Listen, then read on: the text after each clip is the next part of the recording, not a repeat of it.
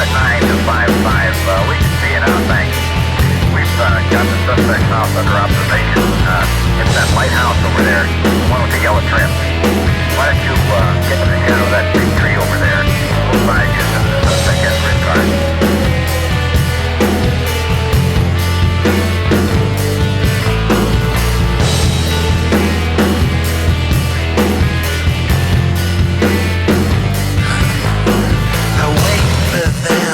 In the dark shadows, I wait for them at the corner store. Wait for them in the bathroom. They won't be coming back for more. I'm a vigilante. I settle the score.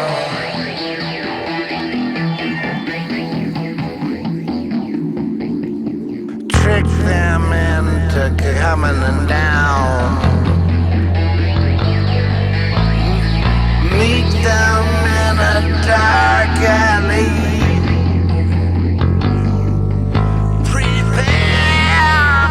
Pull that trigger.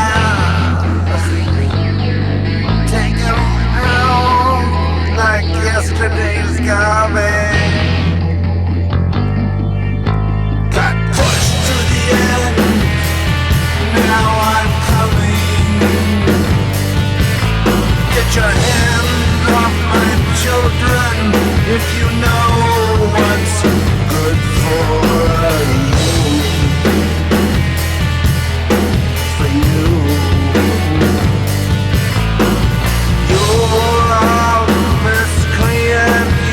Shouldn't be alive. We can take care of that. As sure as you thrive. Not for long. I see you there. Don't think they went unnoticed. As you do.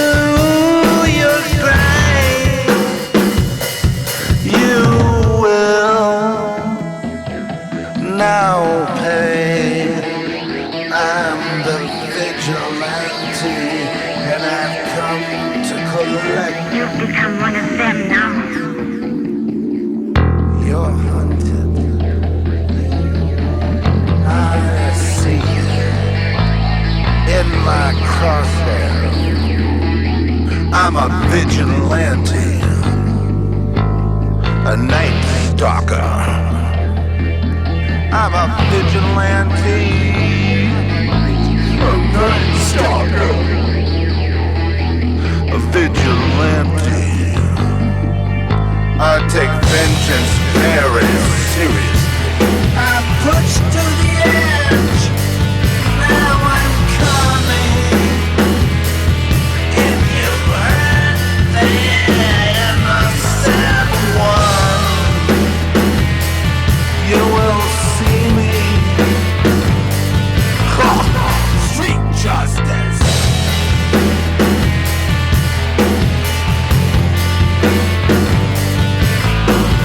You will not have another day of sunlight.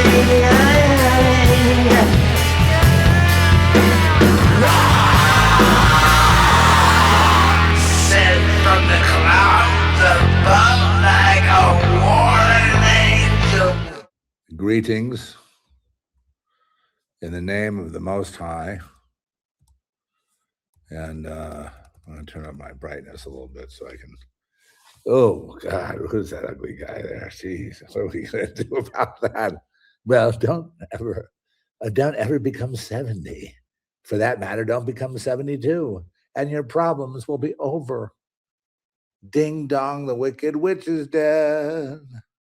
Da, da, da, da. Anyway, okay. So just a few things have occurred to me that might pass on. I feel like a bunch of straps of, bondage have been, cut from my back, have been loosed. And the degree of freedom I feel today versus, say, even a couple weeks ago is a tremendous difference. And of course, it's something I pray for, in Jesus' name, because Jesus is the only, Jesus is the cause before the cause, whatever you want to say, the prime mover, the God had first cause, first without a second, Alpha and Omega, truth, life, and way. So that is the way to the door, and the door is the way to freedom, because the truth is the doorway, and the truth, what does it do? It sets us free. But it's hard to discern the truth, and a lot of times people have trouble based on the bondage that they're in. Like if you're in bondage, it's kind of hard to discern what truth is. And I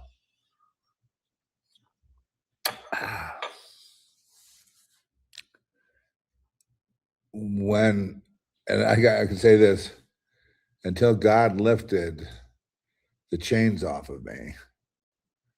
And you go, what chains? Is this a big testimony? No, it's not a big, it's a little, it's a testimony that will go by most of the experts as being, irrelevant. And but to me, it's significant. Okay. And the chain basically is how I see the world. So the chain is loosed and unlocked due to freedom, and the freedom is set forth, is the freedom is fueled by truth, which is the thing that unlocks the chains. And the chains make it so that you can't see the truth because of the your mind, your consciousness, and whatever is caught up in the day-to-day ups and downs, and especially social media, which has destroyed so many good minds. So many lives have been destroyed with social media, and they don't even see it's ongoing evil in rallying people to a certain point of view, let's say, and then putting social pressure on them not to break ranks, or trying to destroy their character or their person if they should disagree with you. And this is, MK Ultra would wish for something that powerful. In fact, it is MK Ultra. They are running it. The consensus building of different points of view, Democrat, Republican, Trump, not Trump, whatever, all the different war, not war, all these different things, is the force, or the vector and the force that continues to reprogram people's minds so they can't think for themselves. So you have, just like I have comments here of certain, people that said they're friends, but I've changed too much because, or whatever, I don't even know, or it's not worth my time. But I've changed, and something must be, there must be some magical reason for that or whatever. And what I'm doing is exercising my my gifts, and they're not often, the gifts that I have are not going to be necessarily broken down into linear, contiguous, linear, concepts, and then put in a line so that people can have a nice linear thinking process, because thought is complicated. Emotions are complex. And the issues that we face are really complex. But the main issue, the number one issue, the one thing I want to talk about today is how that most people are not, and including myself. It was all through self-discovery that I discovered all this. So beginning with myself, I don't want you to ever think that I'm exempt. When I dish out criticism, I'm dishing it out to myself it had to be dished out to me first to see it, and then it had dished it out to everybody else. And so, I just realized that I don't know. I started doing this deep dive on. And I told Pia this. I told Trish this on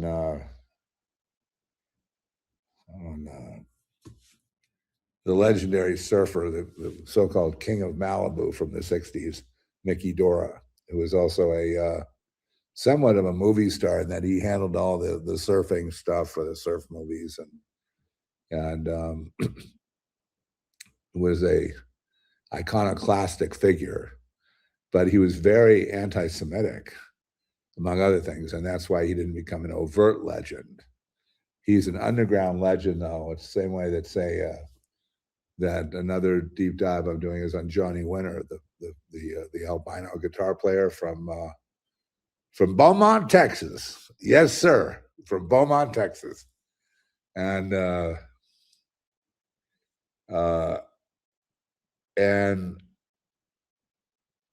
what prevented him from becoming, a legend in his own time, since he was, he would hold his audiences spellbound. It's like, yeah, Johnny Winter was the guitar player. Both Johnny Winter and Mickey Dora, I know, were two different things, surfing and guitar playing, but a lot of surfers play guitar and vice versa, and some are good at surfing. And I just, look, if I could just get in the water, and my whole thing with surfing was like the soul surfing aspect, the resisting competition.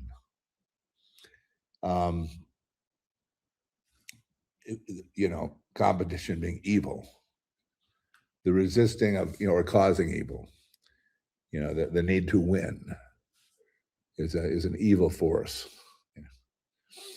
And of course, where does that put, the Super Bowl, the USA, and the war with Iran, and whatever else. But anyway, I don't want to get distracted here. So these guys were iconoclasts, and Johnny Winter learned to play guitar. I had actually a record contract when he was 15, and learned how to play the blues like nobody else played them, at his kitchen table in Beaumont, Texas. And so, being that he's albino, he was the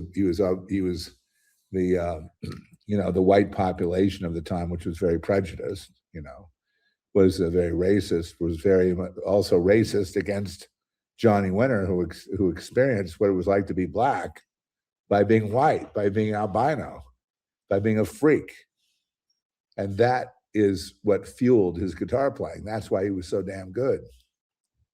And probably Mickey Dora had other kinds of abuse issues. Who knows what it was? In his case, he was, he complained about being very lonely in his life. And he was like, he was also a living legend in his own, just like Johnny Winter. And, and I'm sure I can name a couple of Olympic athletes who dropped out of the scene or were dark horses in the end, that would also fit the bill. But in case of Mickey Dora, nobody had the style that he had in riding waves for longboarding. I won't say shortboarding, but for longboarding. And he had they called him because of his quick moves to the nose of the board and his way of working waves at Malibu. Like every wave he took off on, he had to himself. Nobody would get on a wave with him. And the first time I ever surfed was at Malibu First Point. And when I paddled out, Mickey Dora paddled out that day. He would never have to get there early. Like most surfers would get there like 5 a.m. or even earlier to try to get a couple waves of themselves. Mickey would show up Hollywood hours. Like he'd come down from a shoot in Hollywood or something he was doing, at 11:30 a.m., 2 o'clock in the afternoon. And he would just casually stroll down to the water and then paddle out, like he just owned the place. And I never saw anything like it. I mean, I'm a little kid. I'm, maybe what am I, 11? I'm just a young Grom. And I paddle out. There's all this whispering going on in the lineup. And the lineup is everybody. The Malibu is famous for just having tons of people and nobody getting waves. Every wave you share with 50 other people. So, everyone is whispering, don't take off in front of him, you don't fuck with Dora. You don't fuck with this guy. And he was a kind of a dark, handsome figure. He looked like a Hollywood actor, like a model. And he just was an amazing athlete when it came to surfing, and had an amazing style and wave knowledge just for that point break. And he was very controversial in the things he said about competition, about what ruined surfing, and about what surfing was to him. And I imagine the same conversation could be, about the guitar too, with respect to Johnny Winter. And you can add Jimi Hendrix into the mix as well. But what was interesting about them is his philosophy was, the minute he paddles out, the smells, smell of seaweed, tidal pools, rocks, sea urchins under there, there's dolphins going by, or seals, sunning themselves on the sand. All those things were like his liberators. And he saw society as he would paddle out into the waves, he saw society as the waves were crashing on society. He said, so there go the social workers, or not social workers, but there go the teachers, there go the screaming parents, there go the police, right over my head, over the falls and breaking on the reef, while I'm shooting down the line, getting wave after wave after wave. And every wave is liberating for him. And so he said, as far as philosophies are concerned, and he was also very well read, which was an amazing thing to be someone like that. You think, that's just like a dumb, athlete type of guy. But no, he's very well read. And he would say things like communism, capitalism, whatever the laws are, whoever the president is. It just I don't think of any of that stuff. I just do my own thinking. And I do my own thinking through it all. So, he became this underground legend. In other words, a legend to the people that surf more than, say, the world. Because the world had to reject him, because he would not conform. Conforming he actually did an interview where he pointed out people in the water. And he said, take a look at these people. All these people in the water are phonies. None of them are who they say they are. None of them know who they are. And all of them are copying somebody else to be a person.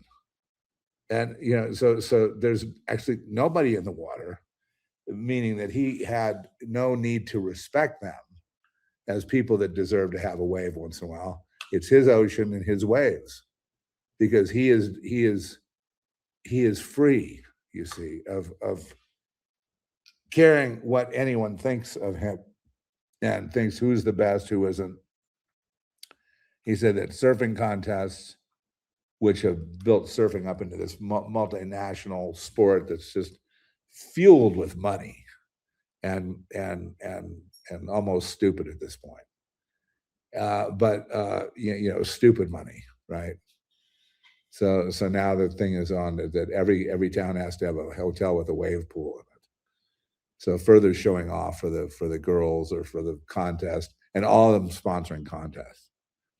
And so he was just talking about how that would be the end of surfing, and that Malibu would ruin it for the whole world. And he goes, when he was in France, he did an interview where he said that, they ruined Malibu, they ruined surfing, and, they've obviously ruined you. He said, when I surf, the minute I break through the back of the wave and I'm paddling out to the lineup, I'm just thinking about one thing, and that's being on that wave and shooting through that barrel and just, shooting down the line. And he had a style where it's called the trim style, where instead of doing lots of turns to pump for speed, like the shortboarders do, he would move up the board to almost nose riding, but not quite, a place that Stan Richards of of the surf show that used to be on every Saturday. There'd be the Stan Richards surf hour or surf show. And so Stan Richards, would always say, when you get up on the board up to the top third, but you're back from the nose, that's the trim position. That's for maximum speed. And he would prove time and time again that he would make these waves where most people would crash, that he would make them, he would get more speed than they would by using the trim technique rather than the pumping the board technique, which came in later during short boards.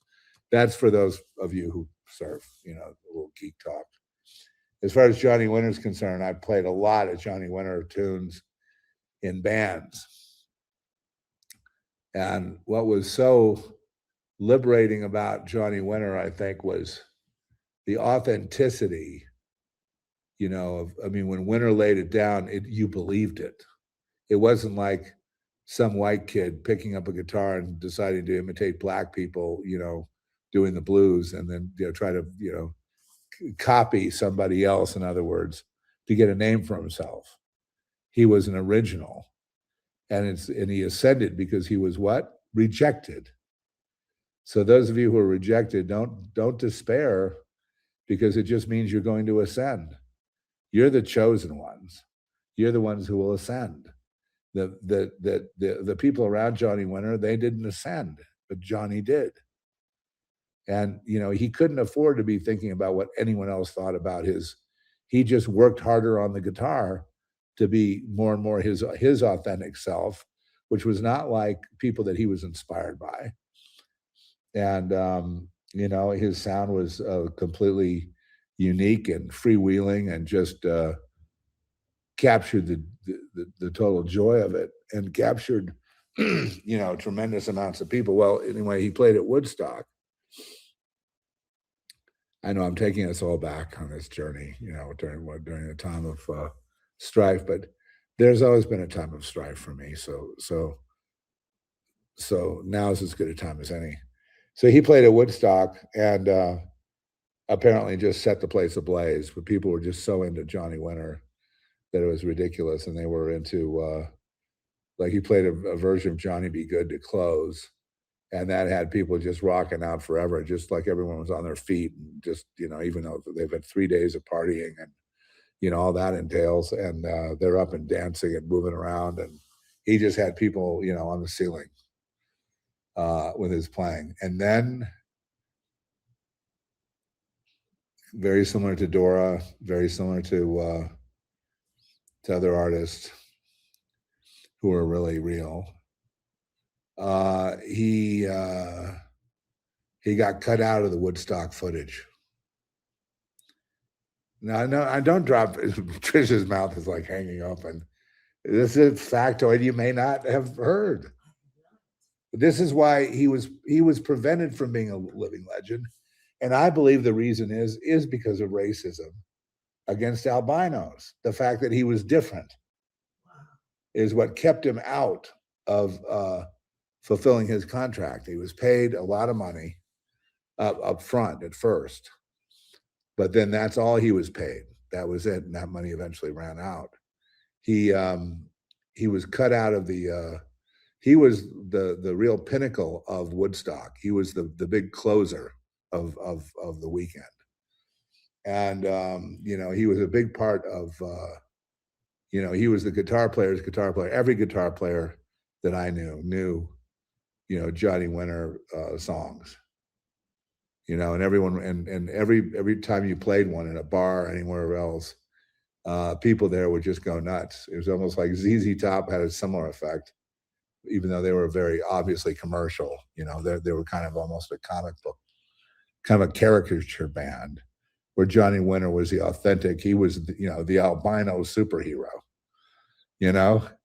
and he represented everybody that was different, everyone that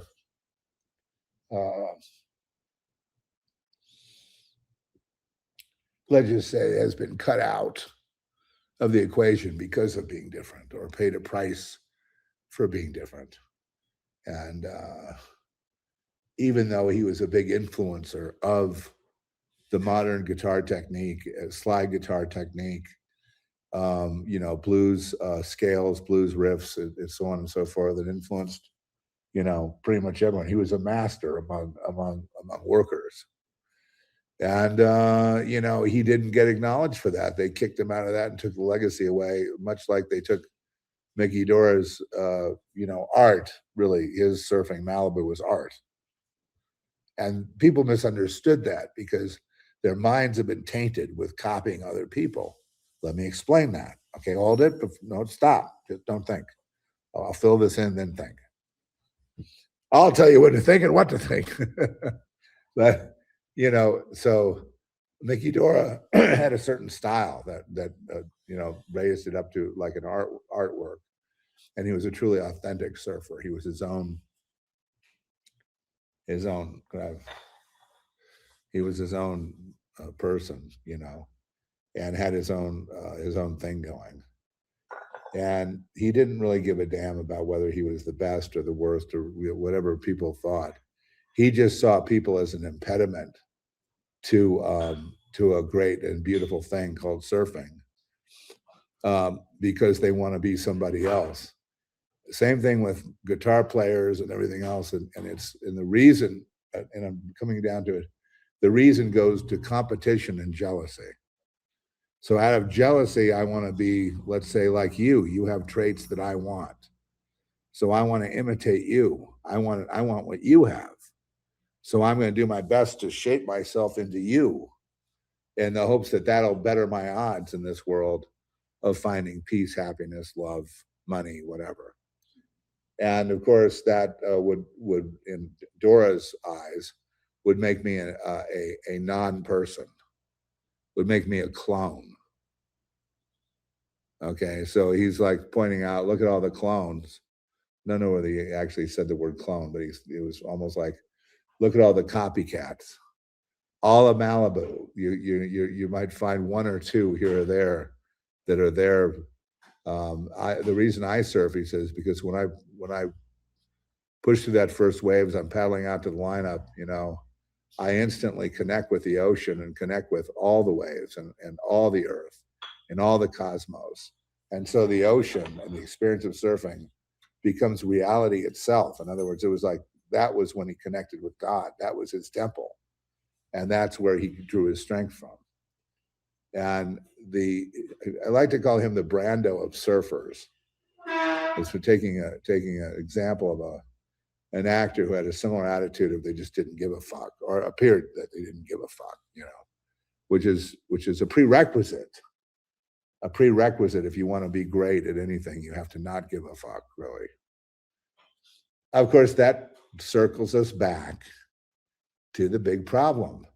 Everybody out there on social media is taught to not just give a fuck, but become this person that I want you to be, with this philosophy, beginning with hate Trump or love Trump, let's say. And from there, you know, I mean, politics, from there, love modern medicine, hate herbs, or love the herbs and hate the modern, you know, conspiracy of medicine. You know, take aside, you know, the jabs are bad, and you know, ivermectin good, or whatever. You know, so there's this need to conform people, and what's happened is that people are starting to get a glimpse of, you know, the system falling apart. And so they're, you know, so I'm not surprised that there's a war on now, because that's what happens. There would rather be a war and killing rather than admit that there's a problem with the individual. They would rather have a war to cover it up, so that the individual is never free. And a war guarantees no freedom. Ironically, they say we're trying to set the Iranians free, but the Iranians have more bombs than anyone ever thought of. They were fierce. Apparently, they have a lot of tricks up their sleeve. And so everything everybody said about Iran, well, we'll have time to talk about Iran. You know, I don't have my theories not based on all these sycophants of Alex Jones and other people. You know, I have my own theory. And I just let all their words and everything just blow over my head. And how did I get to that point? Well, that's freedom, okay? Because I'm on a journey to become myself. And I could sit there and be a walking contradiction in front of you and not erase it because, you know, it's like that was what I wanted to do in that moment. And if you think that's me, then that's your problem, not mine. I don't give a fuck what you think.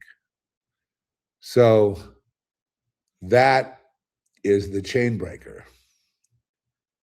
I don't care. I say give a fuck because it gives it's a dramatic license. The F word, the F bomb in that particular context actually works very, very well, better than any other word would work. So therefore it's being used. And I don't give a what you think. But I would love to hear you or anyone feel like they've broken through this. In other words, especially people that through abuse were bludgeoned to death, sent to psychiatrists, put on drugs, did time in juvenile hall or jail or mental hospitals or under state control or even under conservatorship, who broke free of that programming. And I would say that the way that they have to prevent that kind of breakout and that kind of freedom and that kind of love from pouring forth from God, the only way they can make it a pure hate fest is which they've made X into, and they made Facebook as a hate fest. And can I think of anything that isn't a hate fest? It's all these social media turned into a hate fest because their primary concern is conformity, is recruitment, is recruiting opinions that will agree with theirs. And you should hear them when they talk about the, Trump and, and the reason they hate him and, and then bringing up all the, children being slaughtered. I said, hey, listen, and the Epstein thing and all that. I'm like, is there someone else you'd rather have? I can shut them up every time just by saying, okay, so tell me who your candidate is. And then they're like, because they don't have an answer. Because they've never actually thought it through. And the reason they haven't thought it through is because they haven't been given the choice, because the internet doesn't work that way. The internet wants to force you into an opinion that you have, and that opinion you're copying someone else. So you're not even awake. You're still sleeping. So when they talk about mass awakening, what has ruined this world is basically, what ruined it before, which is jealousy, but also competition breeds that jealousy and that evil that makes people cheat. And when people cheat, then of course corruption grows. And they're cheating because they want to be great like Bruce Jenner. I'm just throwing that out there as a little joke, but they want to be great like Arnold Schwarzenegger. They want to be great like one of their heroes, and then they find out the hero's cheating. He's not authentic. And then you realize, oh my God, I'm being called to have no heroes. I'm being called not to respect, because people lay names at me all the time. They say, you need to go check out this guy's podcast. And I'm like, no, I'm not going to. I don't feel any need to go check out his podcast, so I'm not going to do that. In fact, I'm not going to listen to any recommendation you have, because I don't feel like it today. Because it really doesn't matter to me whether they're communist or capitalist or, in my heart of hearts, deep down, I quit the consensus business. So this podcast that was the Zeph Report is over. Kaput, done. This is not the Zeph Report. And if you want me to prove it, I will go get another podcast somewhere else and or just pull the plug.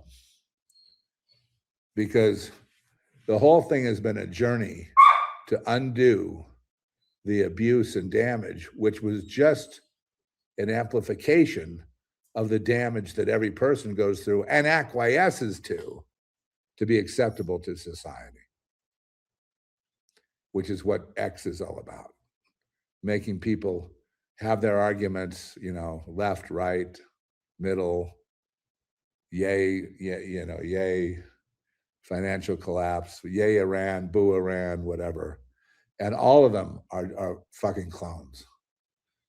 Or we got to rescue the children. That's the one that's, and I started to think about that problem because I'm like, yeah, we got to rescue the children. Well, I choose not to really get involved in that today. I've been doing a lot of that. I did The Dark Side of Society, which should tell people about what's wrong. And going and rescuing children, I thought about this yesterday. It was Pia that brought it up to me about the people rescuing a few here and a few there, really doing the good work. And I'm like, but mathematically, they will never solve the problem. You're always going to, because the problem is system wide. So you're dealing with billions of people, so now that changes the equation. And that's what the Dark Side of Society is going to really prove when they have the courage to look at it. And it may be a while before that makes its point, because that is like a nuclear bomb on their head, because it goes to a place where they haven't gone before. What they're trying to protect with obfuscating the Epstein files, I addressed that as a victim in that little documentary. And I suppose for my contribution for children would be making a documentary, perhaps, of by aligning with people that are I like to align with paramilitary that will go in for a raid and I mean maybe law enforcement and just kill everyone there. Because see, I don't believe in locking the pedos up. I'm more like aligned with my brothers and my convict brothers. They have one way of dealing with pedos in prison. You know what it is? They find out that's what you're an abuser of children. You don't even get to settle in. You don't even have a chance to put your sheet on your bunk. You're dead before you get to your cell, and that's how it's dealt with. And the guards are down as well. So unless they put a protective custody, and of course that's becoming worn thin. So and most people conform to the idea of keeping the pedophilia, which is one of the big linchpins, right? Because that's blackmail and jealousy and lust for money. Okay, lust for money, and it stays. No, I'm not criticizing. No, Pia, I'm not criticizing you for wanting to rescue children. Are you kidding me? I'm completely 100% behind you on that. So just make sure you understand that. I'm not, or anybody doing that kind of work, you have my full support. But that's not the issue. The issue is, I see a bunch of slaves, and they can't help the children because they're still slaves. And what's ruined it? I knew the Super Bowl was bad. I didn't know it was that bad, though, that it could actually produce slaves with slave meisters like, Taylor Swift, and her her little entourage of witches. And of course, witches are, obviously pathetic, and obviously all of them are. And all that, witchcraft just comes out of, this intense need to have money, wealth, fame, whatever. In other words, to imitate, to become a clone, which is what they desire to do. They're even becoming clones now.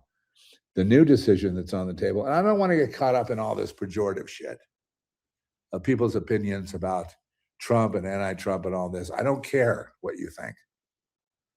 Okay, I don't care what you think about Trump. I don't care what you think about Jews or Catholics. That was the point of my last podcast. I hope I rendered all that moot. The only reason we have a problem between Jews and Catholics and between races and racism is because people have done this to force people to conform and to be robots. You know, what do you mean robot? Because they all say the same thing. You know, Whitey needs to die. You know, Islam needs to be the main religion of the world. You know, Iran needs to die. Iran needs to live to liberate Iran. And Iran turns out to be the biggest warmonger on the block, huh? Oh boy, Trump had you all fooled. Every last one of you. And the reason you're fooled is because you are selling things. You're competing in the marketplace of ideas to be heard. And you can never know the truth when you do that. So it's like, oh, we're picking on this poor country, Iran. I mean, they're good people. And, you know, how dare Trump, is hurting these people, covering up Epstein, doing all the hurting children, doing all this other stuff. And your candidate for president is, I'll wait. Dum, bum, bum, bum, bum, bum. I'm not going to wait any longer. So who is it? Scott Fetterman, which would be a real fiasco. I don't think he's got the balls to do what's needed. I saw last night. I can't forgetting. Is it called A House of Dynamite or A Room Full of Dynamite? A House Full of Dynamite, the new Catherine Bigelow film. Holy shit, is that good? I give that an A+, but I give everything she does an A+. She's one of those guys, like one of those brainiac, one of those. If you're going to talk about Kubrick, Michael Mann, David Lynch, and all that, you're going to have to put her up there too. But anyway, man, that was scary. That was really viscerally scary. So just an aside. Anyway, the point is, I'm susceptible. I'm not going to be able to give you the truth about this psychological hack that needs to happen for people to be free. Because no freedom, then you don't have accuracy with God or with the Bible or with the news every day. You're inaccurate on everything you say and think. I am inaccurate on everything I say, do, and think. Yay, Iran. Yay, Trump. Boo, Trump. Boo, Iran. Boo, Zionism. Yay, meism. Yay, whiteism, brownism, blackism. Yay, everybody just show up and vote. Are you going to compete? Yes, we're going to compete. Well, then your voting doesn't count. Because you politicians care what other people think, and the other people are just fucking dumb enough to line up and vote.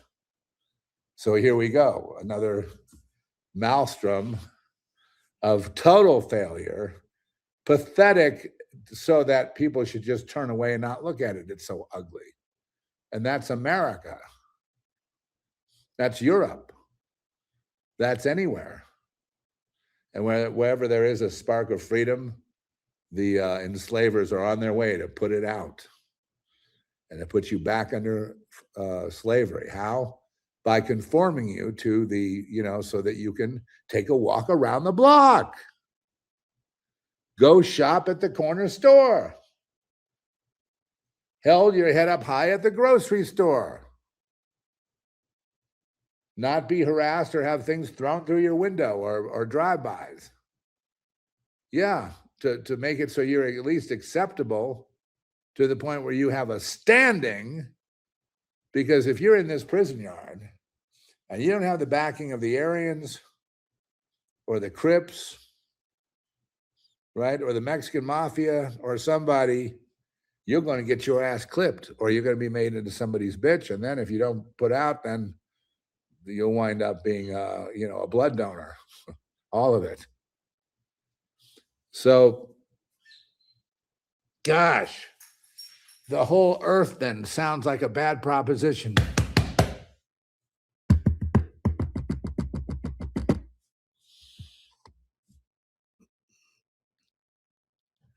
Bingo. The whole earth is a bad proposition. Nobody except the free have it made.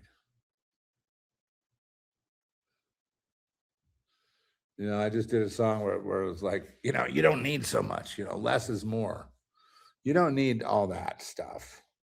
You don't need luxury items and this and that and all that. But if you want them and you know, then you better not worry what your neighbor, what the Joneses think. If you do, then you've just castrated yourself. Great job. Good job. You understand? I mean, it's like, you see where the chain is? Well, I think about this stuff for a long time. I thought about this stuff for 50 years. I should know something about it. And, you know, this is the outgrowth of the Zeph report. This is like the second phase. Who knows how long this will go? But I can tell you this. I think Marcus Aurelius had the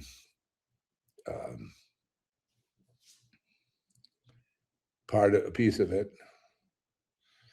Buddhist philosophy is 90% dedicated to freedom through poverty, let's say, and through a lack of desire. And Buddhism actually has it right in their first tenet of Buddhism, which the first. Okay, so if you're such an expert, tell me what the Four Noble Truths are to Buddhism. Oh, wait, I want to hear you say truth number 1, truth number 2, truth number 3, truth number 4. Tell me right now. No clue. Just like, you know, they've got you in the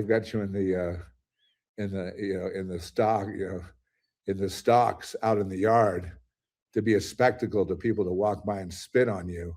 And you think you're free and walking around. The first noble truth of Buddhism is this: all life is suffering. The second noble truth of Buddhism is suffering is caused by desire. And in that you can include jealousy, envy, and all those things. The third rule of Buddhism, or the third noble truth, is simply a logical proposition, which is there must be a way out of suffering. And the fourth noble truth is there is. It's to follow the eightfold path of the Buddha, which is very similar to the Ten Commandments. It's kind of an ethical, moral, you know, compass to go by, which doesn't completely work, as we found out that salvation through through works doesn't pan out that well. It's about as good as having other gods to chase after, which makes you a clone of a clone, which, of course, now you're going backwards. So the whole point of you even coming here, what was the point? To make more money than anyone else, to win the game, to win the competition, to get the girl, to have the children, and then die? You know, they're going to make you into a conservator. They're going to take all your money. They're going to put you in a hospice. They're going to sell off all your stuff. They're going to divvy it up among themselves. The wife's going to remarry, and you know you're going to be screwed. We'll get to that part. That's chapter 2 of this. The war against old people is worse than the war against any other group in the world. The war against the elderly is the worst thing we do. It's the most disgusting thing. We humans have just dirt and shame all over our hands and our faces. We are disgusting people. Why? Well, do we want Grandpa to be at home? He's such a burden. I got to go to work. You got to go to work. You want someone who's going to sit with him? We don't have the money to have someone sit with him. Oh, well, here's a company that's agreed to take him over. and to take custody of him in a conservatorship and sell what he has in order to pay for the hospice. And then he'll do what we want him to do, which will probably die in 2 years. And you won't have that burden anymore. Don't laugh. 99% of America is basically like that. That's a $50 billion a year industry. I know, because I'm a senior citizen, so I know a little bit about this. And it's terrible, and the problem is growing. And when you're treating old people, it's like you're treating little kids. Old people are like children. They're frail. They can't fend for themselves. Sometimes they can't think clearly. They need help. They need people that are going to be loyal. Where's loyalty in this society? It's nowhere. Well, Trump was not loyal to me. What, does he owe you? Should he call you up and tell you what he's going to do? I think I would want him impeached if he did that. Even though I don't really care. If he's impeached or not, I could care less. No, I went to the brink with Trump, and I finally just dropped the whole concept of presidents in the United States, and the Congress is completely corrupt and flawed to begin with. So I have nothing. There's no reason for me to be involved in it. So you go ahead and talk about it amongst yourselves. Certainly, if you look on X, all you people talk about all day long is politics and who's the most accurate commentator based on this week's prediction. Iran's going to have a lot more firepower, and this war will never end. I thought you said Iran was, needed help, and Iran, was weak, and now you're saying Iran's very strong. Come on, you be quiet, Ben. Shush. So, I really just don't have the time to get involved in it. So, you think what you want about Iran. Back in the 90s, in the 2000s, on the Zeph report, I announced around 2004, 2005 that Iran was a king of terror and that they have nukes already. So I said that long ago. But that's when I gave a shit. Now, since I know that a lot of this has to do with triggering a nuclear war, and that's what, half of the oligarchs of the elites want a nuclear war and to kill all humanity, as many as possible. Take out America by basically firestorming every city and burning everybody to death. And so that's not something I really need to worry about. If you want to be in that camp and either worry about that or be a fomenter of that, there are people out there that want to join that. I think you've got actors like Sean Penn that want to have a nuclear war. He feels that out in Malibu, he can survive it.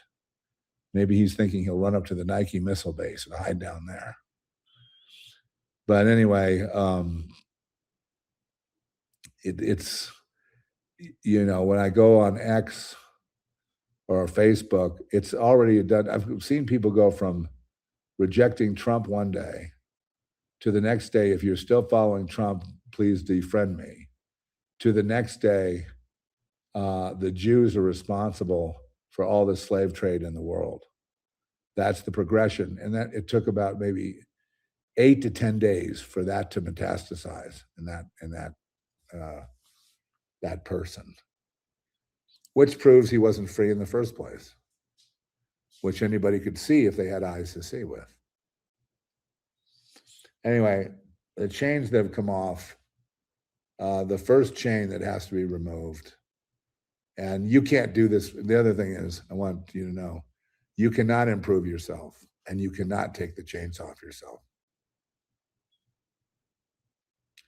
I guess we really need to amplify this one. Trish, how about one more of these things?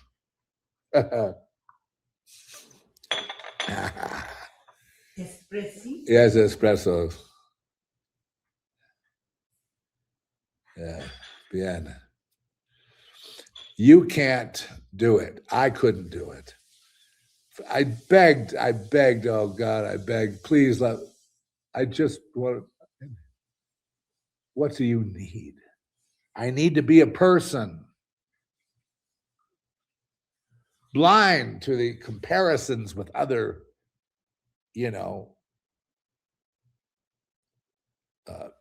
cut and paste people. That's all you're dealing with, a population of cut and paste. So no, I'm not going to the Thanksgiving dinner.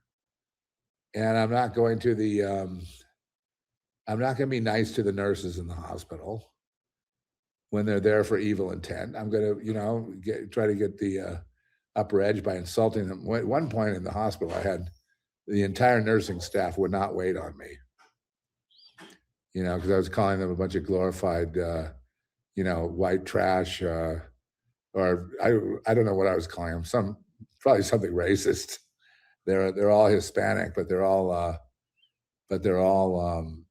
was calling them prostitutes and stuff. But then again, I don't like the hospital. And so they wouldn't come to the room, even if I hit the emergency thing. They wouldn't come to the room. I said, so for 36 hours, I've had no service whatsoever. Gee, the hospital, board would probably love to hear about this incident. And then the next thing you know, they're in my room like every hour, on the hour. And had I not squawked about it and told them that they're, fuck you on occasion, and you're an idiot. I don't even know why. How did you even get this job? And then the answer, because I'm okay with murder, is why I got it. Well, why don't you tell the public that? Don't you think the public should understand that a lot of hospitals are just murder chambers? And the nurses are there to be mean to people, or hospice. The worst nurses I saw were in rehab. Rehab is, is like, I tried to go down the hall, and you're supposed to have a purple band around your wrist. I didn't have it, and they just descended on me, like 4 of them. And then they wanted me to go wear this protective clothing. And another nurse came by and said, he doesn't have to wear that. That's for people that visit him. And, then they lost that argument, and then they went off in a huff. And I was like, one day, ladies, your time will come. Trust me on that. And you'll freak out, because one thing God does is God will repay. And those people that have made you feel like a freak, because you don't conform exactly. So let me guess. So when you participate in these groups on X and Facebook of these different issues and news articles, they don't exactly accept you, right? You're kind of accepted, but not really. Like, you haven't really gone all the way. And you wonder what's wrong with them, and then what's wrong with you? Why can't you get more friends or more acceptance? Dude, they don't, not only do they not care about you, you can just drop dead right in front of them, they wouldn't care. They would just say this: hey, life goes on, get that motherfucker out of here. Bingo. Okay, let's keep talking about Trump and the evil. I never would vote for him. I was one of the early Trump haters. And now that Iran is proving to be so powerful, the people that have been saying that about Iran, that like the neocons and the hawks, are now starting to look like they have more credibility than the woke and the doves. And it's like, Iran's innocent. It's like, no, they're not. They're violent as hell.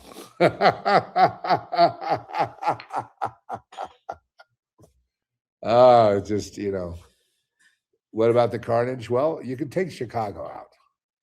Is that my problem? No. What do you want me to do about it? Lament it? I don't know anyone in Chicago, thank God. Well, if Frankie's up there, I'd be upset about that. But if I don't know anyone up there, it's, out of sight, out of mind. Who cares? I'm never going to visit there anyway. Well, you might want to see a Chicago Bears game. The Bears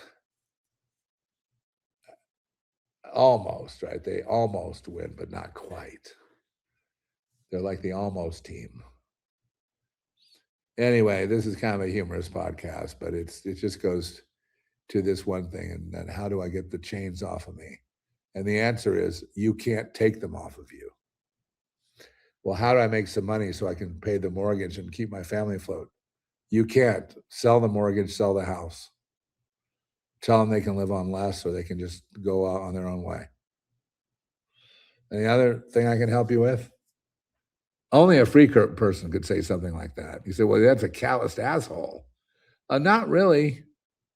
I can love you and send you on your way. It's not healthy if I have no ambition in the world, it's not healthy for me to be responsible for your eating 3 meals a day.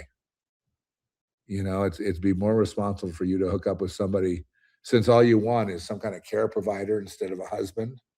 You should just line up with somebody that's going to put 3 meals in front of you and make sure the roof is paid for, right? And then you'll have what you wanted since girlhood, since you've been a little girl. That's all you wanted. Is that asking so much? The answer is yes, it's asking too much. It's outrageous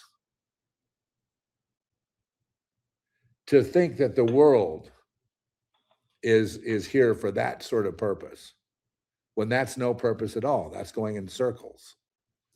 That's running into a dead end.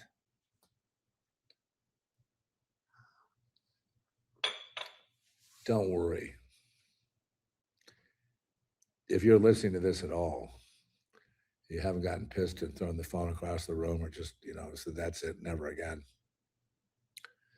It will happen to you. The Lord will take those chains off. And you'll see what it's like. But he did it in such a weird way. I hadn't thought about Mickey Dora since I was a little kid. I used to be a real surf enthusiast. The Stan Richards show on, surfing. I forget the name of it now. Darn it!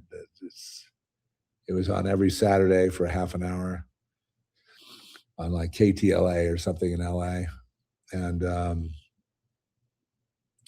I just remember that bit about trim surfing, which is longboard surfing, or pump surfing, which is pumping a shortboard to get more speed.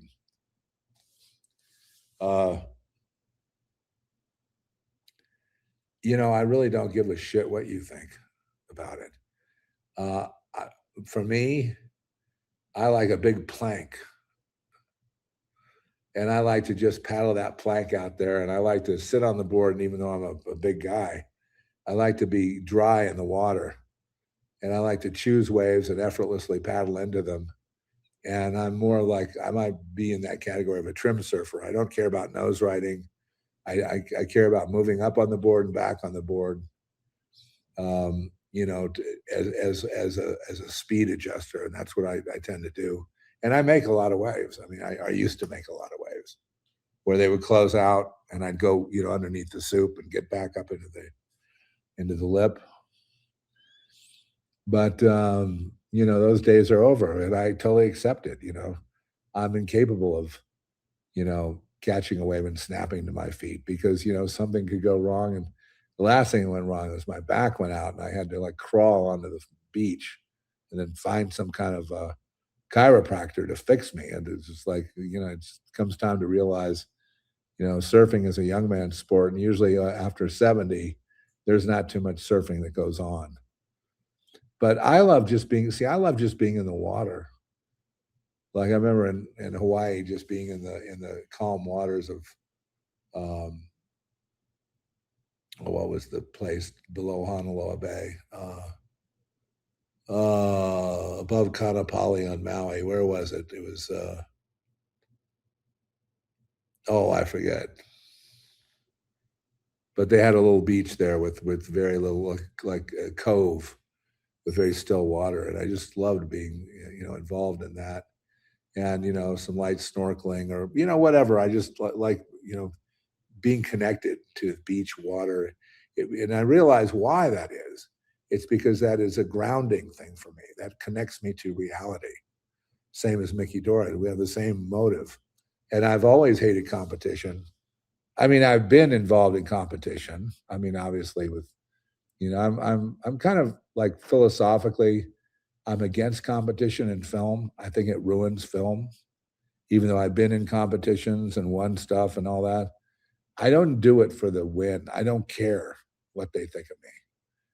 But for the advertising, you can't beat it. So when you look at advertising with a publicist and they're going to charge you, 10 grand to do this, little campaign versus entering a couple of contests where they're going to spread you around on the local news and, you'll be able to screen your film and see it with other people. That's there's a chance to perform in a way that appeals to me, but not for the sake of competition. In fact, we've lost plenty of things, and you just gotta, if you care at all about losing or winning, then you have you're in bondage. It's like, the USA will win this war. Really? Is that your wish? I have no idea. To me, it sounded like, Iran was over. Well, let's go ahead and switch this into geopolitics real quick. Did you see Trump's post at 4:33 this morning? Oh, no. What did he say? Trump. He says they've had wonderful talks in the last couple of days. Back to the talks. Yes. And there's something about destroying someone's power infrastructure that just tends to get their attention. Oh, it's been so much fun to watch this. But what I've been doing really is just watching the people just puking on themselves and in these news chats, and then they start a circular firing squad against the podcasters. Like, this podcaster's phony and this one's good, but this one doesn't have, this one's a nut, or this one's bad, this one's good. Trump said, "I am pleased to report that the United States of America and the country of Iran have had, over the last 2 days, very good and productive conversation regarding a complete and total resolution of our hostilities in the Middle East based on the tenor and tone of these in-depth detail." Now, had you only listened to the Zeph report, you would have already known this. You would have already been ahead of this story and ahead of all the other podcasters, because we have always been saying that what drives them is peace. Anyway, he wants a legacy of peace, whether it has to come through nuclear war or not. Okay, it's just let Catherine Bigelow deal with that absurdity. The last few minutes before a nuke goes off.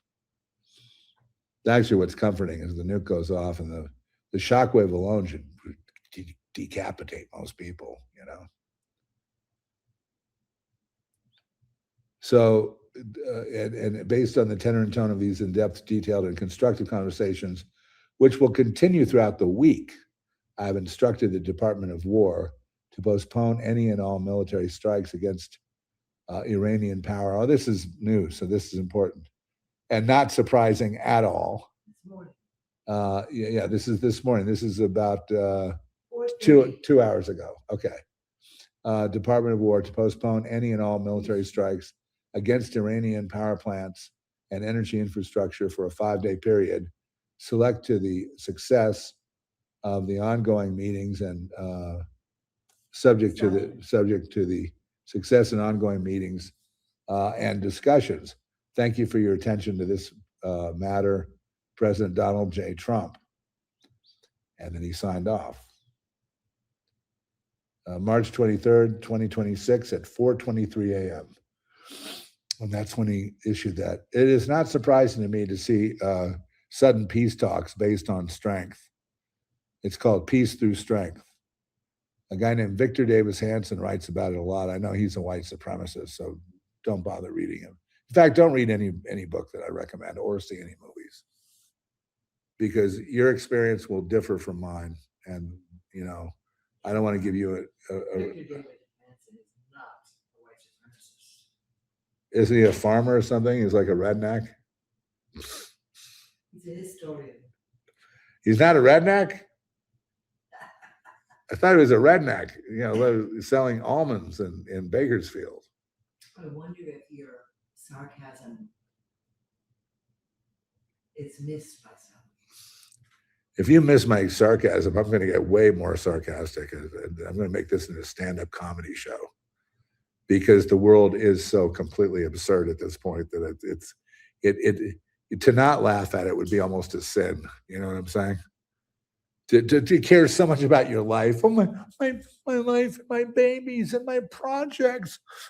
They're going to get burned up in the next nuclear war. It could happen any second. Isn't that horrible?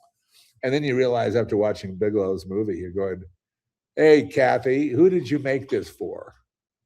Oh, my libtard friends, of course. Of course you did.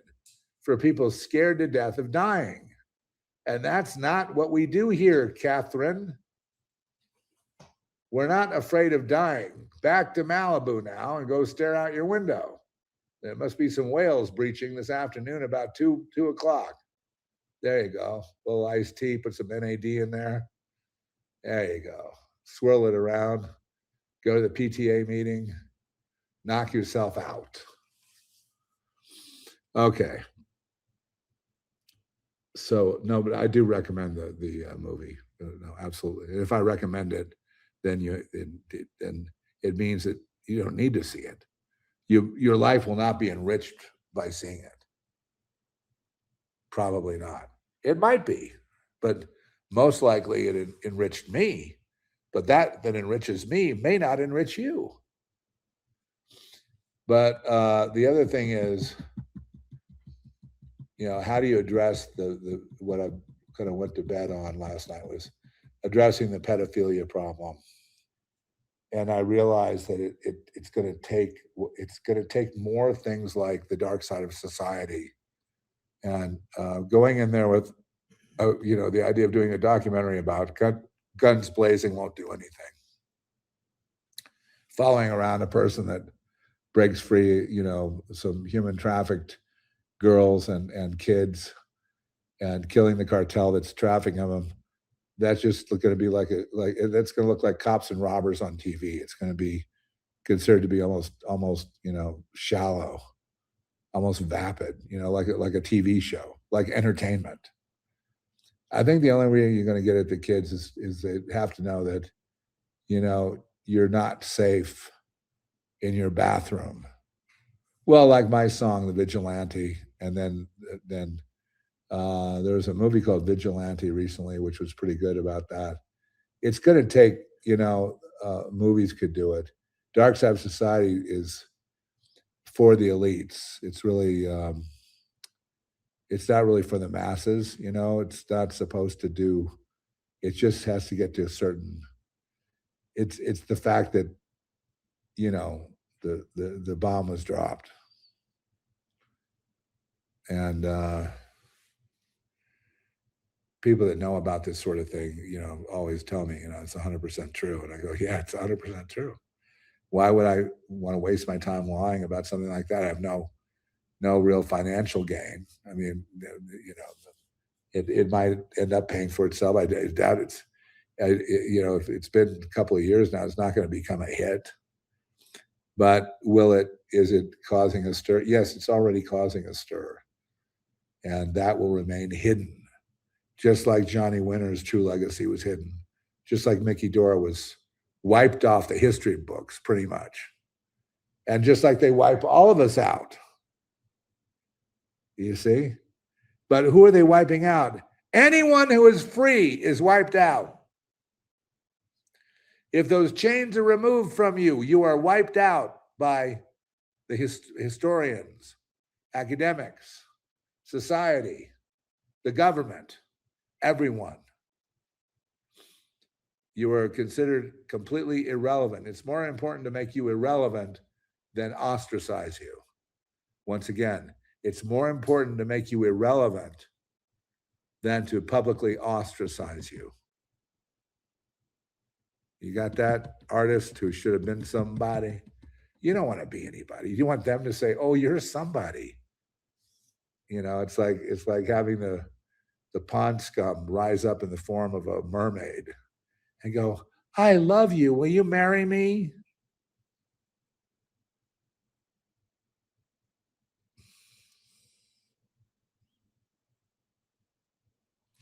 And don't get me wrong, I'll speak up against just useless death and people shooting each other and all that. But I've been talking about it for quite a few years, 24 years. We've been talking about a lot of minutia, and it's done almost no good. It hasn't, by the numbers, it hasn't slowed the numbers. So, obviously that's not the approach. The approach is you're going to have to scare humanity. I mean, everybody on earth, you're going to have to scare the fucking shit out of them. And I mean, really scare them, starve them, scare them, no medical supplies, no food, go all the way if you can, and to get their attention. Otherwise, they're just going to keep on like Sodom and Gomorrah. They're just going to keep on, rocking, keep on casting spells on each other because they're jealous. I found out that every witch casts a spell on every witch she's jealous of. They spend a lot of their time, almost their whole lives, doing that. You can't make this shit up. So you would come to the earth for a chance to become a corporeal being, a god in your own right, if you will.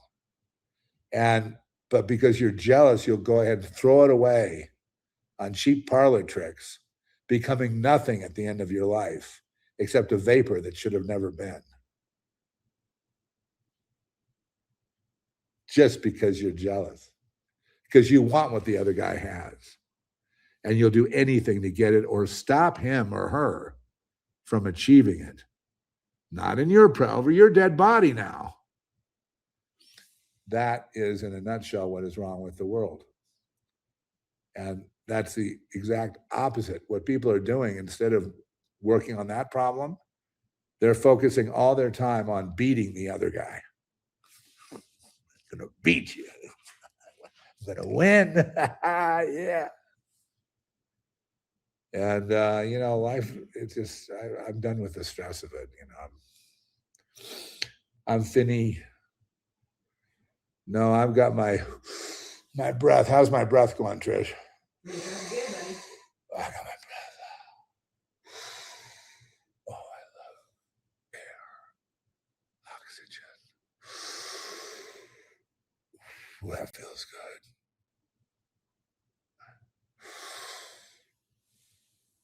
Yeah, man. All was still.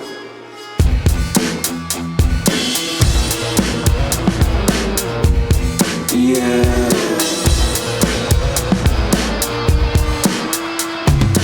It began from the north. It began from the north into the holy land. Rocket fire. Rocket propulsion. Rocket fire. Yeah.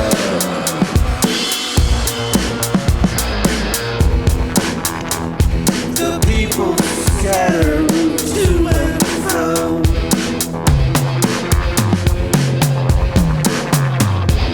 They don't know the way to go.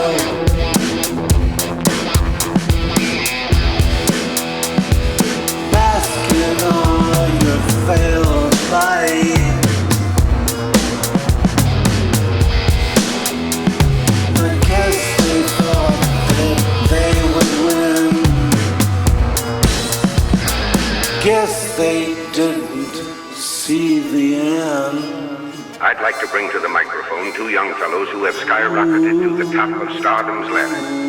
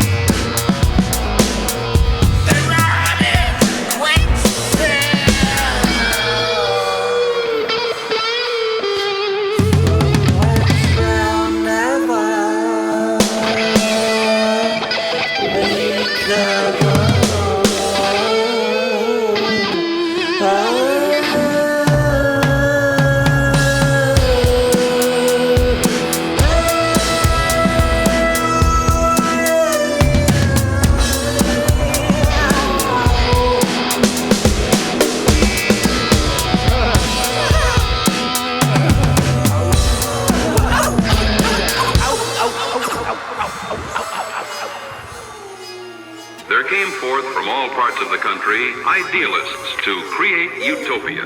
Out, damn spot.